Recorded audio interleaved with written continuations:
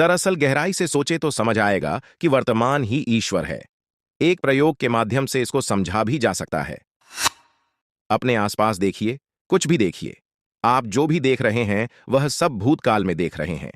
प्रकाश की किरण वस्तु से टकराकर आपकी आंखों तक आती है, तभी आप देख पाते हैं। उस प्रकाश की किरण को आने में बहुत ही कम समय लगता है, परंतु लगता अवश्य है। इसलिए जो आप देखते हैं वह भूतकाल है। कुछ माइक्रोसेकंड पीछे देखते हैं। आप कांच में देखें तो भी आप खुद को वर्तमान में नहीं देख सकते हैं, क्योंकि कांच की स्मृति प्रकाश के माध्यम से ही आंख तक आती है।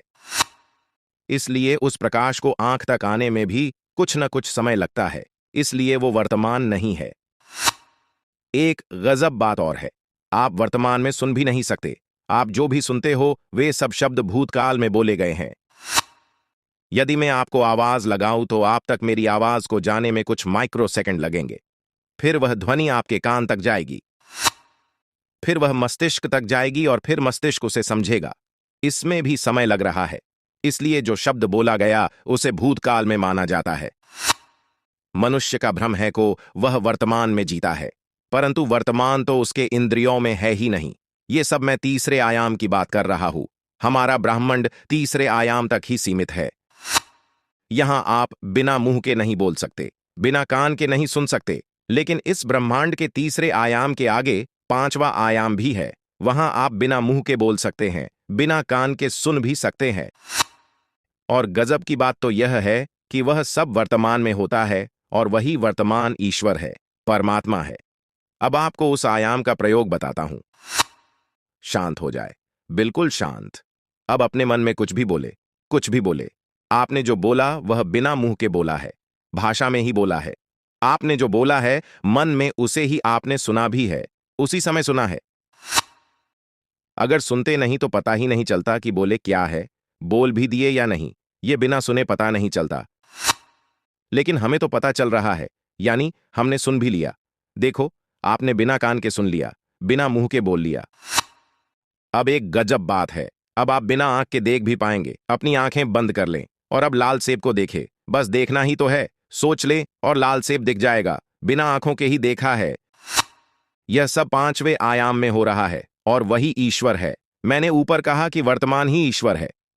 आपने पांचवें आयाम में वर्तमान को समझ लिया, देखा, सुना और बोला भी वर्तमान में। अब एक बात बताता हूं, एक गहरी बात है।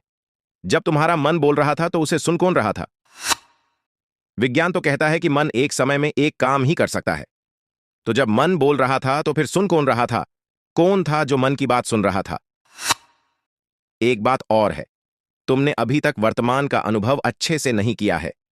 यदि एक बार अनुभव हो गया तो वर्तमान को छोड़ना नहीं चाहोगे।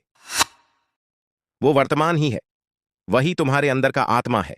आत्मा ही सुन रहा था, आत्मा ही सुनता है। मन बोल रहा था, आत्मा सुन रहा था, लेकिन हमने कभी ध्यान ही नहीं दिया।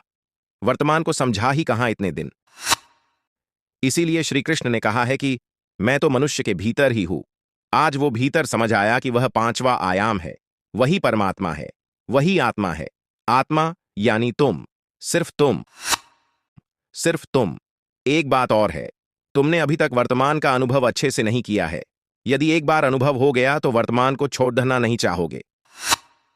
तुमने एक बात समझी होगी, जब तुम काम वासना के शिखर पर होते हो, जब वीर्य निकलने वाला हो, तब तुम आसपास कुछ नहीं देखते, कुछ नहीं सुनते, न तो भूख और न प्यास होती है उस समय, क्योंकि उस वासना में तुम कुछ पल के लिए वर्तमान में आ जाते हो। जैसे वर्तमान में आते हो तो तुम्हें वासना का आनंद आ जाता है। अब जरा सोचो, एक पल के वर्तमान में इतना आनंद आता है, तो जब सदैव ही वर्तमान में रहने लगोगे तो कितना गजब आनंद आएगा। ये तो मैं भी नहीं बता सकता कि कितना गजब का आनंद होगा वो। इसलिए कहता हूं, स्त्री पुरुष का सौंदर्य भी कुछ नहीं है कृष्ण के सामने, वह अलौकिक है। एक बार तार बैठ गया तो ये वासना का आनंद भी बद्धा छोटा लगेगा। इसलिए कहता हूं, तार बिठा लो कृष्ण से, संपर्क कर लो उससे, वर्तमान से। वर्तमान ही ईश्वर है, वही सत्य है, वही सत्य है, वही सत्य है।